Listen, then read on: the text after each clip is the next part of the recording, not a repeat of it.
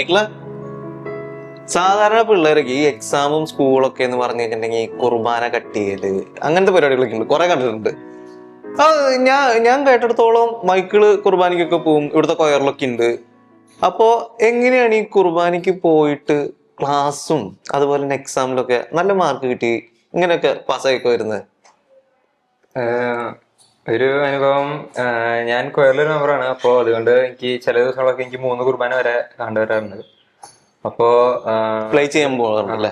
അപ്പോ ഒരു സൺഡേ എനിക്ക് ഇവിടെ മണ്ണുത്തി പള്ളിയിലും വേറെ പള്ളിയിലൊക്കെ എന്നെ വിളിച്ചിട്ടുണ്ടായിരുന്നു. എനിക്ക് ഇങ്ങനെ പോകാൻ വലിയ താല്പര്യമില്ലായിരുന്നു, കാരണം അടുത്ത ദിവസം എനിക്ക് എക്സാം ആയിരുന്നു. പക്ഷെ എങ്കിലും ഞാൻ 3 കുർബാനയ്ക്ക് പോയിട്ടുണ്ടായിരുന്നു. പിന്നെ അടുത്ത ദിവസം എനിക്ക് ബാക്കി എക്സാമിനുകളൊക്കെ നന്നായി ചെയ്യാൻ പറ്റി. അപ്പൊ എനിക്ക് തോന്നുന്നു അന്ന് ദൈവത്തിന് കൂടെ കൂടുതൽ സമയം സ്പെൻഡ് ചെയ്തതും കൂടുതൽ സമയം ദൈവത്തിന് വേണ്ടി കൊടുത്ത കാരണമായിരിക്കും എക്സാംസ് കൂടുതൽ നന്നായി ചെയ്യാൻ പറ്റി.